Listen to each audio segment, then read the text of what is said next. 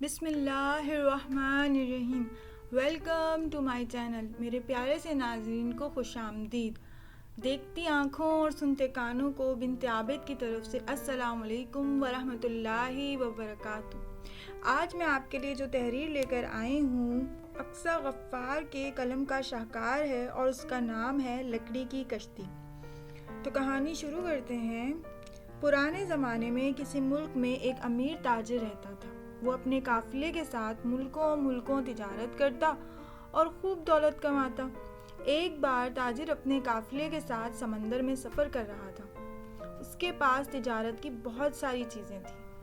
ابھی وہ منزل سے دور تھا کہ سمندر میں طوفان آ گیا۔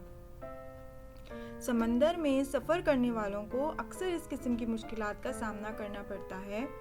تاجر کے لیے کوئی نئی بات نہیں تھی۔ اسے امید تھی کہ اس کے ملاح جلد ہی جہاز کو طوفان سے نکال لیں گے، لیکن اس بار طوفان بڑھتا چلا جا رہا تھا، یہاں تک کہ جہاز کا آگے بڑھنا مشکل ہو گیا۔ سمندر میں ایک چٹان سے جہاز ٹکرا گیا اور اس کے ایک حصے میں سوراخ ہو گیا۔ پانی تیزی سے جہاز کے اندر آنے لگا۔ تاجر کے ملازم پانی کو جہاز کے اندر سے آنے سے روکنے کی کوشش کرنے لگے۔ جب انہوں نے تاجر کو بتایا کہ اب وہ جہاز کو زیادہ دیر تک نہیں بچا سکتے، تو اس نے جہاز میں موجود چھوٹی کشتیوں کے ذریعے سے کسی قریبی جزیرے کا رخ کرنے کا حکم دے دیا۔ بڑی مشکلوں سے جہاز میں سے جتنا سامان بچایا جا سکتا تھا وہ سب نے مل کر جزیرے پر اتار لیا اور جہاز سمندر میں ڈوب گیا۔ اب تاجر تو بہت پریشان ہوا۔ اس جزیرے پر مچھیروں کی ایک چھوٹی سی بستی آباد تھی۔ انہوں نے تاجر اور اس کے ساتھیوں کو اپنا مہمان بنا لیا اور خوب خاطر مدارات کی۔ تاجر کو سامان ڈوبنے کی اتنی فکر نہیں تھی کیونکہ اس کے پاس دولت کی کمی نہیں تھی۔ وہ صرف اس فکر میں تھا کہ اب اپنے وطن کیسے واپس جائے گا۔ جہاز تو ڈوب چکا ہے اور اس جزیرے پر جہاز کا انتظام ہونا ناممکن دکھائی دیتا تھا۔ اب تاجر نے اعلان کیا کہ جو شخص بھی اس کے لیے جلد سے جلد بڑی سی مضبوط کشتی تیار کرے گا، اسے منہ مانگا انعام دیا جائے گا۔ اب یہ خبر سن کر تو شروع میں سب لوگوں کو یہ کام آسان معلوم ہوا، لیکن جب کچھ لوگوں نے کام شروع کیا تو انہیں اندازہ ہوا کہ یہ سب اتنا آسان نہیں، کیونکہ پہلی بات تو اس ویران جزیرے پر مضبوط لکڑی بہت زیادہ تعداد میں مشکل سے مل سکتی تھی، اور اگر مل بھی گئی تو تاجر کے پورے قافلے اور ساز و سامان کے لیے بڑی سی کشتی بنانا تو کئی مہینوں کا کام تھا۔ اب مچھیروں کی بستی میں کشتی بنانے کا کام بھی بہت کم لوگ جانتے تھے، اس لیے آہستہ آہستہ سب ہمت ہارنے لگے۔ 2 ہفتے یوں ہی گزر گئے۔ تاجر بالکل مایوس ہو گیا۔ اس بستی میں 3 مچھیرے جو آپس میں بھائی تھے اپنے بوڑھے والدین کے ساتھ رہتے تھے۔ اب بڑے بھائی کا نام نتھو، منجلے کا نام فتھو اور چھوٹے کا نام متھو تھا۔ یہ 3 بھائی اکثر جنگل میں شکار اور تفریح کی غرض سے جایا کرتے تھے اور جنگل کے چپے چپے سے واقف تھے۔ وہ ایک ایسے درخت سے بھی واقف تھے جس کی لکڑی جنگل کے دیگر درختوں سے مختلف، مضبوط اور پائیدار تھی اور بڑی سی کشتی بنانے کے لیے کافی تھی۔ سب سے پہلے نتھو کو اس درخت کا خیال آیا، لیکن اس نے اپنا خیال کسی پر ظاہر نہ کیا۔ اسے ڈر تھا کہ کہیں کوئی دوسرا پہلے یہ کام نہ کر لے، یہاں تک کہ نتھو نے اپنے گھر والوں سے بھی ذکر نہ کیا اور ایک چاندنی رات میں چپکے سے کلہاڑا لے کر جنگل کا رخ کیا۔ درخت کے پاس پہنچ کر وہ ایک پتھر پر اپنا کلہاڑا تیز کرنے لگا۔ اتفاق سے ایک بوڑھا کہیں سے لاٹھی ٹیکتا ہوا آیا اور آ کر ایک قریبی چبوترے پر بیٹھ گیا۔ بوڑھا ایک جادوگر تھا اور چاند کی 14ویں، 15ویں اور 16ویں رات کو 3 اچھے کام کیا کرتا تھا۔ اس رات بھی وہ کوئی اچھا کام تلاش کر رہا تھا کہ اس کی نظر نتھو پر پڑی جو پتھر پر کلہاڑا رگڑ رہا تھا۔ اس بوڑھے نے نتھو کی مدد کرنے کے خیال سے پوچھا، اتنی رات کو جنگل میں کیا کر رہے ہو میاں؟ اب نتھو نے تو چونک کر بوڑھے کو دیکھا۔ آدھی رات کو جنگل میں بوڑھے کو دیکھ کر وہ حیران ہوا۔ وہ اپنا خیال کسی پر ظاہر نہیں کرنا چاہتا تھا، لہٰذا اس نے کہا کہ میں لکڑی کے چمچے بنانے کا کام کرتا ہوں، چمچوں کے لیے لکڑی کاٹ رہا تھا۔ نتھو نے تو جھوٹ بول دیا اور لکڑی کاٹنے کے لیے تیار ہو گیا۔ बूढ़ा खामोशी से उठा और मुस्कुराता हुआ एक जानिब को चल दिया। उसने नत्थू की मदद करने का सोचा।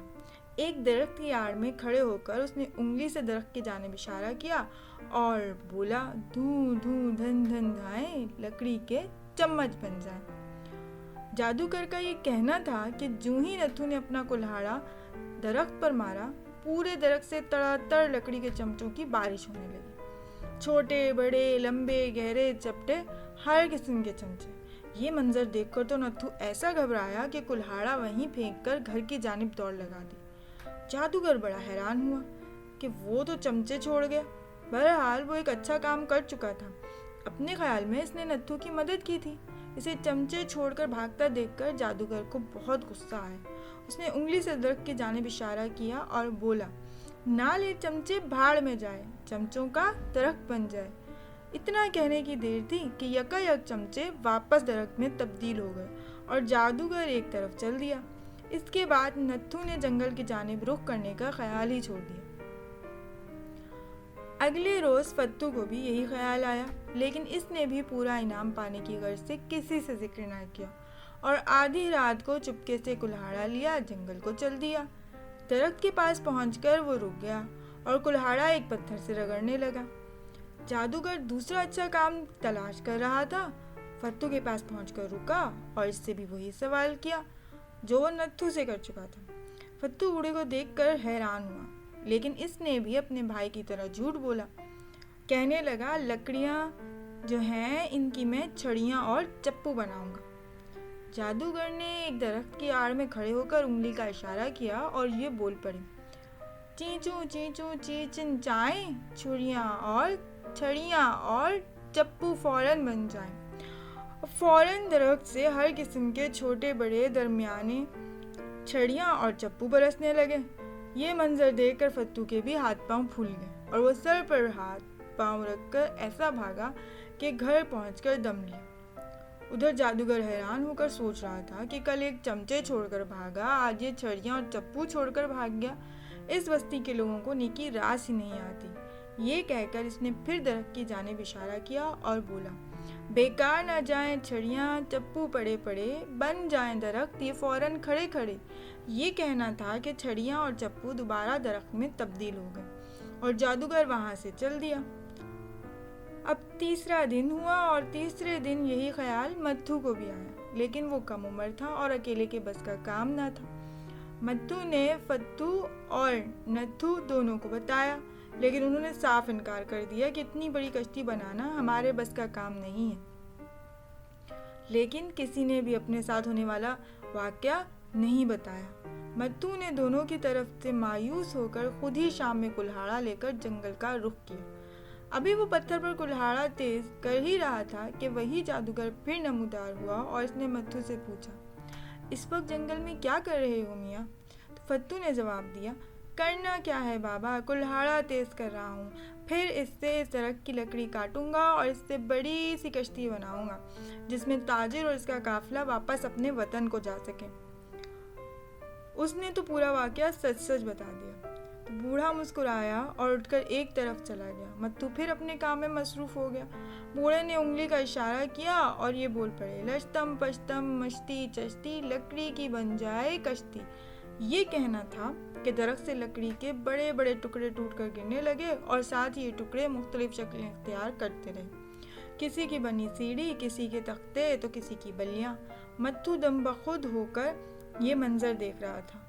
जल्द ही ये तमाम चीज़ें आपस में जुड़ गईं और एक बड़ी सी मजबूत कश्ती तैयार हो गई। मत्थू की खुशी का तो कोई ठिकाना ही ना रहा। वो इसे कुदरत का इनाम समझ रहा था।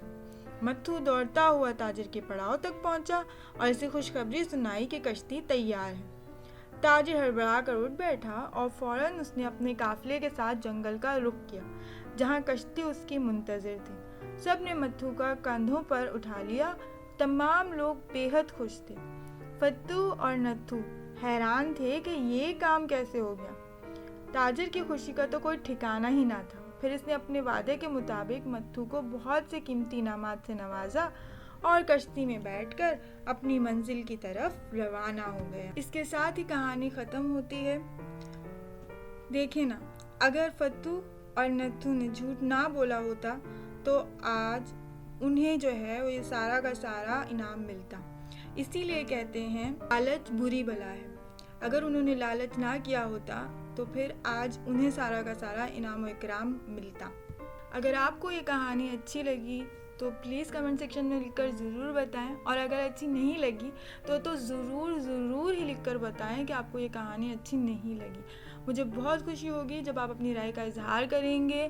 اور اس کے ساتھ ہی ہماری اس ملاقات کا وقت ختم ہوتا ہے، اور جاتے جاتے ہمیشہ کی طرح بس اتنا ہی کہوں گی کہ اپنا اور اپنے پیاروں کا بہت خیال رکھیے گا، اور ہو سکے تو مجھ ناچیز کو اپنی دعاؤں میں ضرور یاد رکھیے گا۔ فی امان اللہ۔